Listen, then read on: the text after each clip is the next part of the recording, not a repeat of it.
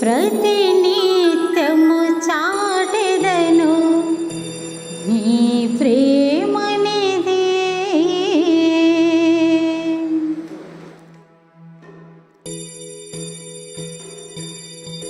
వేకువనే వెదకెదను నీ సన్నిధి, ప్రతినిత్యము చాటెదను నీ ప్రేమనిది.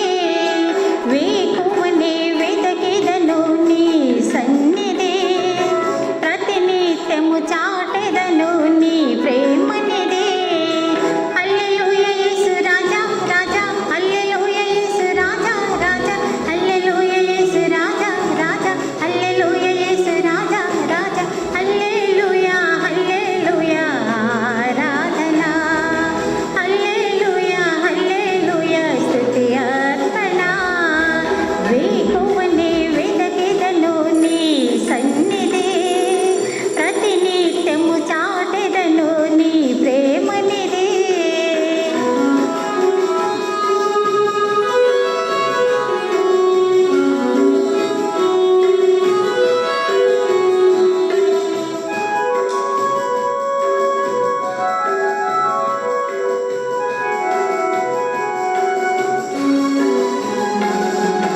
నీ కౌగిలిలో పరిపూర్ణ నెమ్మది, నీ చెక్కిలిలో అది మిళితమైనది.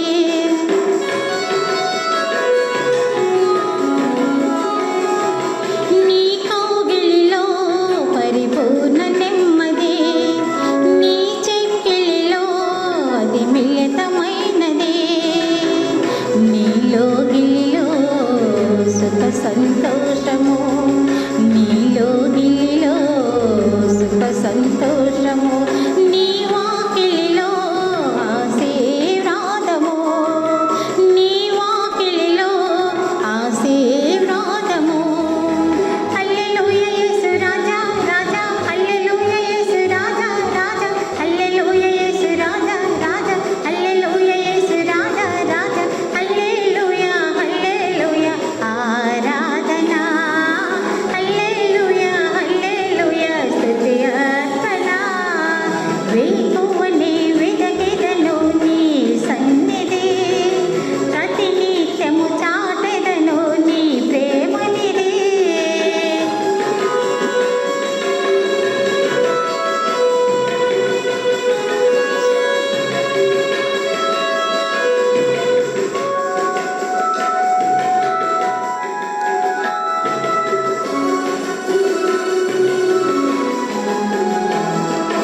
నీ సన్నిధిలో ప్రభావమున్నది, నీవే మాకు బలమైన పునాది.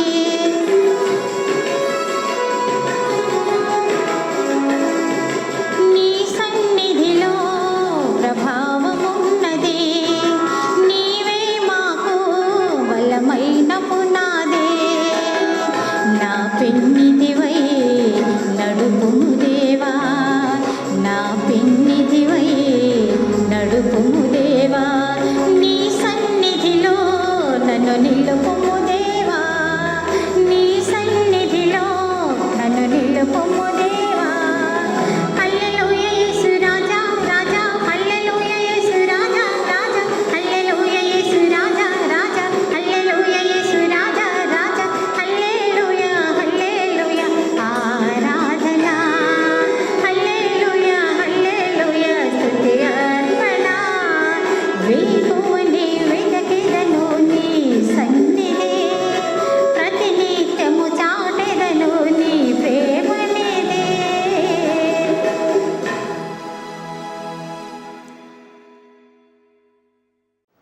ప్రియులారా, మీ అందరికీ ప్రభునామమున వందనాలు చెల్లిస్తూ ఆహ్వానిస్తూ ఉన్నాం.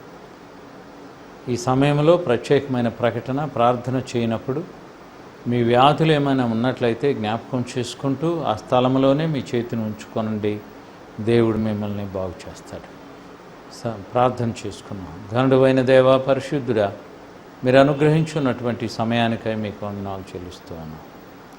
ప్రభువా అని పిలిచే ఆధిక్యత మీరు మాకు ఇచ్చి ఉన్నారు. ఎందుకనగా మేము మనుషులమైనప్పటికీ అపవాది తంత్రముల చేత అనేక మార్లు శోధించబడినప్పటికీ ప్రేమతో మీరు మమ్మలను ప్రభు ద్వారా ఆహ్వానించి మీ బిడ్డలుగా అంగీకరించి ఉన్న విధానమునకై వందనాలు తండ్రి.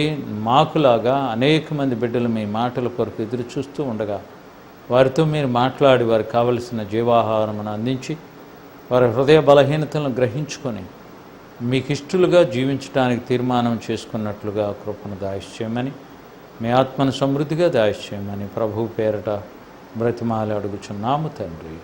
ఆమేన్. ప్రియ శ్రోతలారా, ఈ సమయంలో మనం పరిశుద్ధ లేఖనానికి వెళ్ళకముందు ఒకసారి గతాన్ని జ్ఞాపకం చేసుకుందాం. మరణము అనేటువంటిది ప్రతి వ్యక్తి కూడా పొందవలసినటువంటి ఒక పూర్తి అయ్యేటువంటి దశ అయి ఉన్నదండి. అతని యొక్క అంతము ఆ దినంతో అయిపోతుంది. కాబట్టి మరి ప్రభువు చనిపోయిన తర్వాత ఏమవుతారు, చనిపోకముందు ఏంటి అనేటువంటి విషయాన్ని సువార్తలో బోధించేటువంటి సమయంలో యేసు ప్రభువారు ఉపయోగించి ఉన్నటువంటి ఒక వాక్యంతో మనం ధ్యానించుకుందామండి. యోహాను సువార్త 5వ అధ్యాయము 28వ వచనంలో చెప్పబడిన ప్రభు మాటలను చూద్దామండి. ఒక కాలము వచ్చుచు ఉన్నది, ఆ కాలమున సమాధులలో ఉన్నవారందరూ ఆయన శబ్దమును విని మేలు చేసిన వారు జీవ పునరుద్ధానమునకును కీడు చేసిన వారు తీర్పు పునరుద్ధానమునకును బయటికి వచ్చెదరు. ఇక్కడ ప్రభు చెప్తూ ఉన్నటువంటి మాట ఏంటంటే సమాధులలో ఉన్నవారు.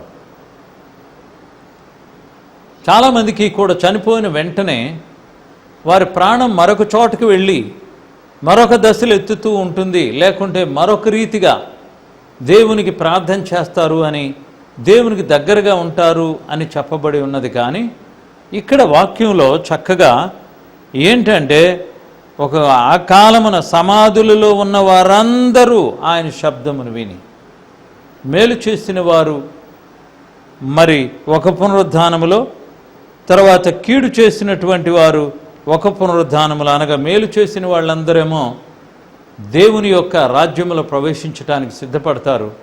కీడు చేసిన వాళ్ళందరూ కూడా భయంకరమైనటువంటి తీర్పులోకి వెళ్ళడానికి సిద్ధపడతారని 2 పునరుద్ధానాలను గురించి వ్రాయబడ్డదండి. మనిషి చనిపోయిన తర్వాత ప్రభు మధ్యాకాశంలోనికి వచ్చే వరకు కూడా మనుష్యుడు ఏమీ తెలియని స్థితిలో ఉంటాడు అని వాక్యంలో ఉన్నదండి. దీనికి మరి ఎక్కువ భాగము భక్తుడైనటువంటి యోబు వ్రాసి ఉన్నటువంటి తన చరిత్రలో మనం ఈ విషయాల్ని చూడగలమండి. యోబు రాసేటప్పుడు చనిపోయిన తర్వాత మనుష్యుడు ఏమైపోతాడు అనేది యోబు గ్రంథము 21వ అధ్యాయంలో వ్రాయబడి ఉన్న విషయాన్ని చూద్దామండి. ఎందుకంటే అక్కడ యోబు తన యొక్క పరిస్థితిని చెప్పేటువంటి సమయంలో మనుషుడు యొక్క స్థితిని చాలా చక్కగా వ్రాసి ఉన్నాడండి. 21:23 వచనం నుండి, ఒకడు తన కడవలలో పాలు నిండి ఉండగను, తన ఎముకలలో మూలుగా బలిసి ఉండగను, సంపూర్ణ సౌఖ్యమును నెమ్మదిను కలిగి నిండు ఆయుష్తో మృతి పొందును. ఒకడు అన్ని విషయాల్లో ఆశీర్వదించబడి మృతి పొందుతాడని. అయితే వేరొకడు ఎన్నడును క్షేమమనున్నది ఎరుగక మనోదుఖము కలవాడై మృతి పొందును. వారు సమానముగా మంటిలో పండుకొందురు, పురుగులు వారిద్దరిని కప్పును. ఎవరైనా ఒకటేనండి. పాతి పెడితే పురుగులు కప్పును అన్నారు, కాల్చివేస్తే బూడిదైపోతుంది అనేది మనకు తెలిసాను. కానీ ఇక్కడ మనం నేర్చుకోవలసింది ఏంటంటే ప్రతి ఒక్కరూ చనిపోతారు. చనిపోయిన తర్వాత ఇక్కడ భక్తుడు ఏమని చెప్తూ ఉన్నాడంటే చక్కగా పురుగులు అంటే వారు సమముగా మంటిలో పండుకొందురు, పురుగులు వారిద్దరిని కప్పును. ఎందువల్లంటే దేవుడు చేసి ఉన్నటువంటి జీవము కలిగిన ప్రతి శరీరములో కూడా క్రిములు నివసించటానికి శరీరాన్ని తయారు చేసుకుంటూ ఉన్నామండి.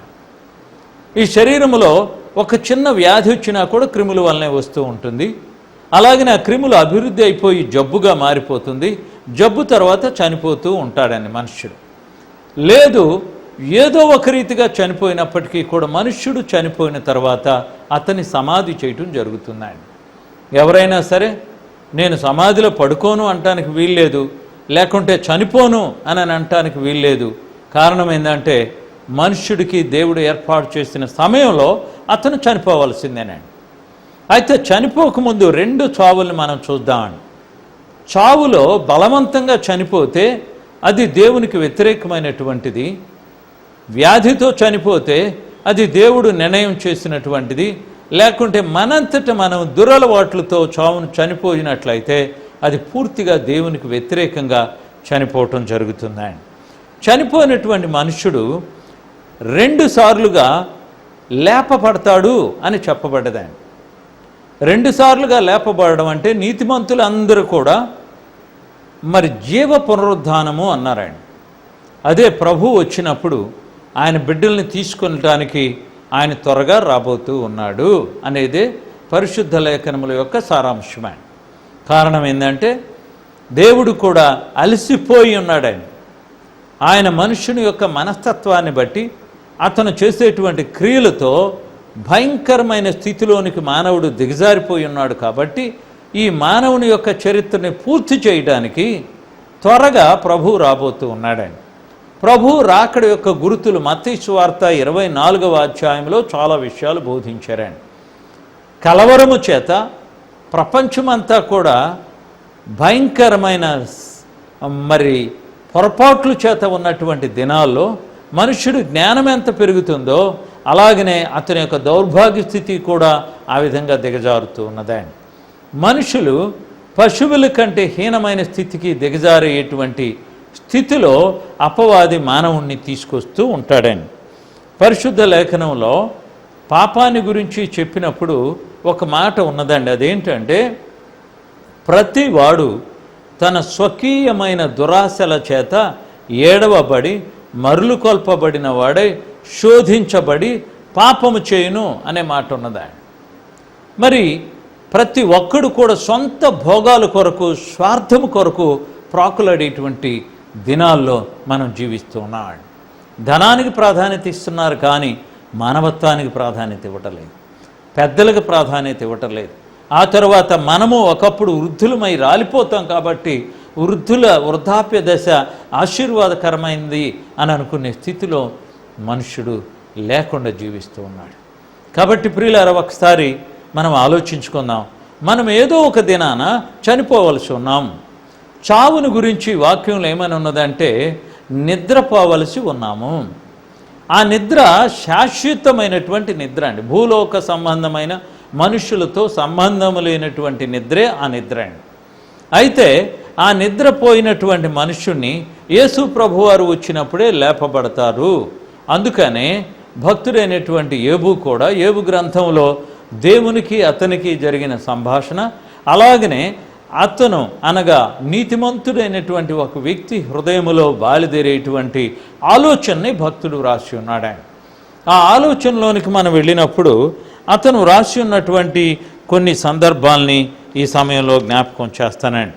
యేబు గ్రంథము 14వ అధ్యాయము 14వ వచనంలో చెప్తూ ఉన్నాడు, మరణమైన తరువాత నరులు బ్రతుకుదురా, అలాగుండి నీడల నాకు విడుదల కలుగు వరకు నా యుద్ధ దినములన్నీ నేను కనిపెట్టియుందును, అలాగుండి నీడల నీవు పిలిచెదవు, నేను నీకు ప్రత్యుత్తరం ఇచ్చేదను. దేవుడు ఆయన పిలుస్తాడు అనే ఆశ అతనుకున్నదే. అలాగనే భూమి మీద కలిగిన ఐశ్వర్యాన్ని చూసి అతిశయించిన అక్కర్లేదు, భూమి మీద కలిగినటువంటి దీనస్థితిని చూసి అధైర్యపడనవసరం కూడా లేదు. ఎందువలన అంటే మానవుడు కేవలము తాత్కాలికమైన ఈ జీవితంలో పొందేటువంటి శ్రమలను జ్ఞాపకం చేసుకుంటూ ఏదో ఒక దినాన నేను దేవుని దగ్గరికి వెళతాను అనే ఆశతో మానవుడు బ్రతకవలసి ఉన్నాడు. అందుకని మరి పరిశుద్ధ లేఖనంలో మరణించిన తరువాత మనుషుని సమాధి చేయబడే దినాలు చాలా ప్రత్యేకంగా వ్రాయబడి ఉన్నాయి. అది ఒక ఘనమైనటువంటి నిద్రావస్థలోకి మనుష్యుడు వెళుతూ ఉన్నాడని. అలాగనే ప్రియులారా, మనము కూడా ఒకసారి పరిశీలించుకుందాం. మనం ఏ స్థితిలో, ఏ పునరుద్ధానంలో మనం లేస్తాము? ప్రభు వచ్చినప్పుడు లేస్తామా? ప్రభు తీర్పు తీర్చడానికి వచ్చినప్పుడు లేస్తామా? 2 తీర్పులు, 2 పునరుద్ధానములు పరిశుద్ధ లేఖనంలో ఉన్నాయండి. మొదటి పునరుద్ధానము చాలా ఆశీర్వాదకరమైనది. ప్రభు బిడ్డలు ఎదురు చూసేటువంటి పునరుద్ధానం. అయితే ఆ పునరుద్ధానములో ఎలా లేపబడతారు, ఎవరు లేపబడతారు అనేది చాలా ప్రాముఖ్యమైనటువంటి విషయమండి. ఎవరు లేపబడతారు అని వాక్యాన్ని పరిశీలించినట్లయితే వాళ్ళందరూ కూడా నీతిమంతులు లేకుంటే పరిశుద్ధులు జీవ పునరుద్ధానములో పాలు పొందుతారండి. నీతిమంతులు అనేసరికి చాలామందికి మళ్ళీ ఆలోచన వస్తుంది, మరి మేము చిన్నప్పటి నుండి అపవాది చేత శోధించబడి కానీ అజ్ఞానంలో కానీ మరి మూర్ఖత్వంలో కానీ పొరపాట్లు చేసాం కదా, మరి మేమే పునరుద్ధానంలో ఉంటాము అని ఆలోచించినట్లయితే ప్రియులారా, ఒక్క విషయం చాలా ఆశీర్వాదకరమైనది. మానవుని కొరకు దేవుడు ఇచ్చినటువంటి మార్గం ఏంటంటే మనుష్యుని నీతిమంతుడుగా చేసేటువంటి మార్గం. అనగా విశ్వాసులకు తండ్రి అయినటువంటి అబ్రహాముకు కలిగి ఉన్న విశ్వాసం ఏ మనుష్యుడికైతే కలిగి ఉంటుందో, ఎవరైతే దేవుడు నన్ను రక్షిస్తాడు, దేవుడు నా రక్షణ కొరకు తన కుమారుడైన యేసు ప్రభువాన్ని పంపించి ఉన్నాడు కనుక ప్రభు యొక్క రక్తములో నా అపరాధములను కడిగివేసుకున్నట్లయితే నేను నీతిమంతుణ్ణి అని ఎవరైతే ధైర్యంగా దేవుని దగ్గరికి వస్తారో వాళ్ళు మాత్రమే జీవ పునరుద్ధానంలో పాలు పొందుతారండి. వాళ్ళు చనిపోయిన వెంటనే వాళ్ళు దేవుని దగ్గరికి వెళ్తారని కొంతమంది చెప్తారండి. పొరపాటు ప్రియులారా. చనిపోయిన వెంటనే అతను పరలోకానికి వెళ్ళటానికి వాక్యంలో ఎక్కడా కూడా ఆధారాలు లేవండి. ఎందుకంటే దొంగతో ప్రభు చెప్పినటువంటి మాటను తీసుకొని కొంతమంది ఏమంటారంటే, నేను నీతో చెప్పినదేమనగా నీవు నాతో కూడా పరదేశులో ఉండు అనగానే ప్రభుతో పాటు అతను పరలోకం వెళ్ళాడు అని వెళ్తాడు అని అనుకోవటం పొరపాటు అండి. కారణం ఏంటంటే మరి వాక్యంలో ఎక్కడా కూడా చాలా చోట్ల వ్రాయబడి ఉన్నదండి, మనుష్యుడు చనిపోయిన తర్వాత నిద్రావస్థలోకి వెళతాడు, నిద్రపోతాడు. మరి ఇప్పుడు మనం అనుకోవచ్చు, పురుగులు పట్టినటువంటి లాజర్ని యేసు ప్రభువారు నిద్రపోతూ ఉన్నాడు అని చెప్పాడు. ఆయన సమాధి దగ్గరికి వచ్చేసరికి అయ్యా వాసన వస్తూ ఉంటుంది అన్నాడు. కానీ ప్రభు ఏమన్నాడంటే రాయి తీయండి, తీసినట్లయితే మీరు ఆయన మహిమను చూస్తారు అని చెప్పినప్పుడు ప్రభు పిలిచాడు. లాజరు లే అనగానే చనిపోయి 4 దినముల క్రితం చనిపోయిన లాజరు లేచి ఉన్నాడు. మరి అలాగనే మనము కూడా ఎన్ని సంవత్సరాల భూమిలో పండుకున్నప్పటికీ కూడా ప్రభు వచ్చినప్పుడు మనం లేపబడతాం. తరువాత ప్రియులారా, నిద్రావస్థ అనేటువంటిది ఏంటయ్యా అంటే అది మానవుడికి దేవుడిచ్చేటువంటి ఒక విశ్రాంతి సమయం అండి. మనం నిద్రపోతాం, ఎంతసేపటికి లేస్తాము అనేది మనం అనుకుంటాం. 6 గంటలకు లేస్తాం, 4 గంటలకు లేస్తాం, గంటకు లేస్తాము, లేకుంటే 12 గంటలకు లేస్తాం అనుకోవచ్చండి. మనుష్యుడు యొక్క స్థితి పూర్తయిపోయిన తర్వాత అతను విశ్రమింప చేయడానికి దేవుడు అతని శరీరంలో నుంచి ప్రాణాన్ని తీస్తూ ఉన్నాడు. అయితే చాలా ఇబ్బందికరమైనది ఏంటంటే మనము ఏ పునరుద్ధానంలో లేపబడతాం. మరి జీవ పునరుద్ధానంలో లేపబడేది పరిశుద్ధులే, ప్రభువుని నమ్మిన వారే, పాపములను పోగొట్టుకున్నవారే, యేసు ప్రభువారి యొక్క రక్తము చేత కడుగుబడినటువంటి వారు, ఆ తర్వాత అన్నింటికంటే ముఖ్యంగా ఏంటంటే వాక్యానుసారముగా నడిచినటువంటి వారు మాత్రమే లేపబడతారు. రెండవ పునరుద్ధానము చాలా ప్రమాదమైంది. అది ప్రభువుతో తన బిడ్డలందరూ 1000 సంవత్సరాల తర్వాత లేపబడే పునరుద్ధానం. అప్పుడు వస్తారండి. ఎక్కడెక్కడ చనిపోయిన వాళ్ళందరూ, బలవన్మరణాల చేత చనిపోయిన వాళ్ళందరినీ కూడా మరి ప్రభు దగ్గరికి లేపబడినప్పుడు తీర్పు జరుగుతుందండి. తీర్పు అనగానే ప్రతి ఒక్కరూ భయపడాలండి. తీర్పు మనం చేసేటువంటి ప్రతి క్రియ విషయమై తీర్పు జరుగుతుందండి. అవి మంచివైనా చెడ్డవైనా కూడా తీర్పులో మనం నిలబడవలసి ఉన్నాము అని జ్ఞాపకం చేసుకొని జాగ్రత్తగా ఉండాలండి. ప్రభు నమ్మిన వారికి తీర్పు లేదండి. ఎందుకంటే భక్తుడైనటువంటి పౌలు చెప్పాడు, నా కొరకు ఒక జీవ కిరీటం ఉంచబడి ఉన్నది అన్నాడు. అలాగనే ప్రభువుని నమ్మి ఆయన యందు సంపూర్ణమైన నెమ్మది పొందినప్పుడు ఖచ్చితంగా దేవుడు వారికి ప్రతిఫలం ఇస్తాడని మనం చాలా మార్లు చూస్తూ ఉంటాం. చనిపోయిన వాళ్ళ దగ్గరికి వెళ్ళి ఏడుస్తూ ఉంటారండి. కానీ దానిలో ఉన్న సారాంశం తెలిసినవాడు ఇతను చాలా అదృష్టవంతుడు, చక్కగా నిద్రపోతున్నాడు అని అనుకుంటారండి. ఎందుకంటే శారీరకమైన బలహీనత లేకుండా, ఇబ్బంది పడకుండా, ఎవరిని నొప్పించకుండా అతను చనిపోయాడని అనుకుంటారండి. అదే వృద్ధాప్య దశ అయితే. మరి అదే చిన్న వయసు అయితే బాధపడతాం, అయ్యో వీళ్ళందరూ కూడా ఇబ్బంది పడతారు అతను లేని లోటు వలన అనుకుంటాం. కానీ ఒక్కటి ప్రియులారా, మనం ఏ పునరుద్ధానానికి మనం సిద్ధపడుతూ ఉన్నాం? ప్రభువుని నమ్మినట్లయితే, అందుకనే నీ ఆత్మను నీ శరీరమును సిద్ధపరచుకోనండి అని ప్రభు బోధించాడండి. ఆత్మను సిద్ధపరచుకోనండి అనగానే కొంతమంది ఏమనుకుంటారంటే ఈ ఆత్మ చనిపోయిన తర్వాత మరొక రకంగా వెళుతుంది అనుకుంటారు. అది పొరపాటు. దానికి సరైనటువంటి వాక్యాలు లేవు. కాబట్టి జాగ్రత్తగా ఆలోచించవలసి ఉన్నాడు.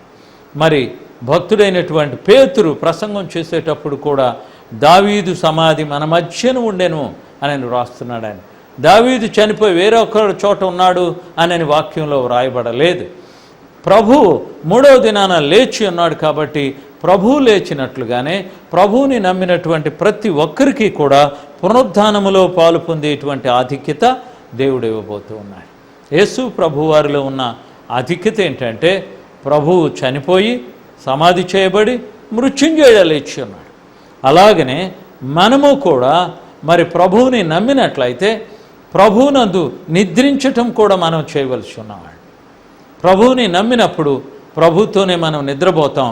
ప్రభు వచ్చినప్పుడు మరలా లేస్తాం.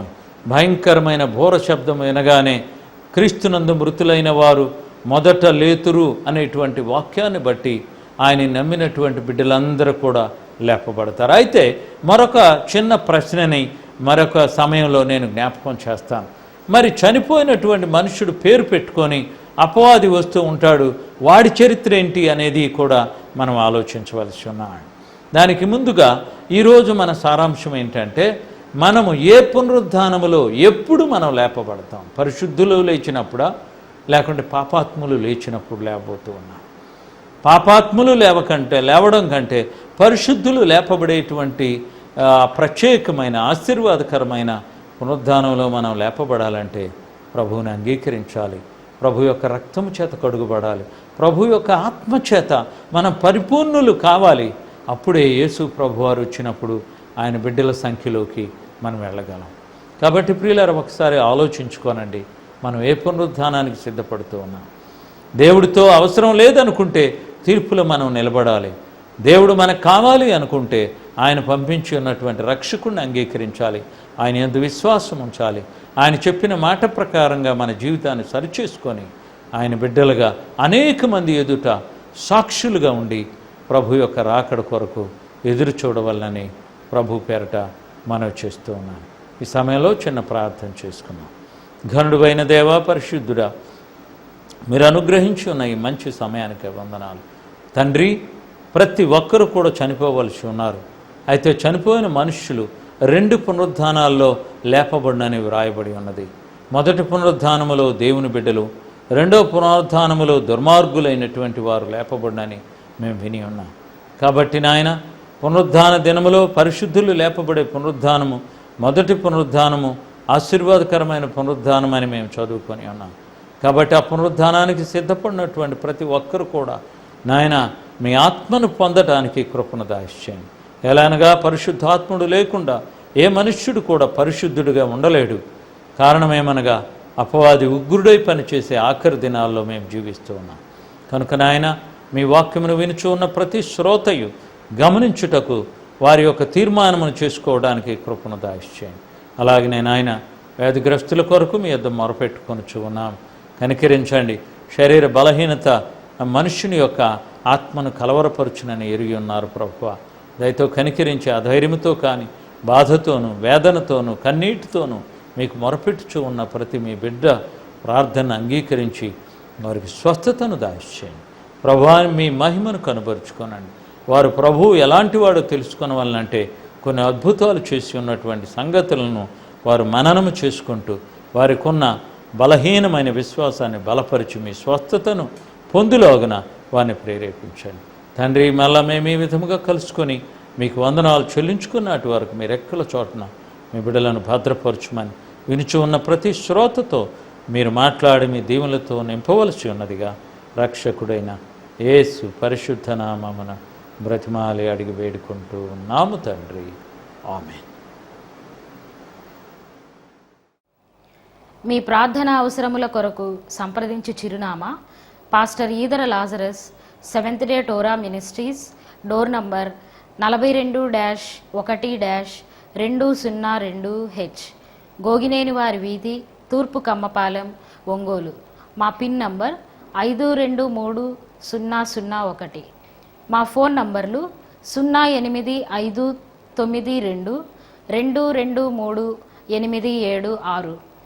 మా సెల్ నంబర్ 9676368850.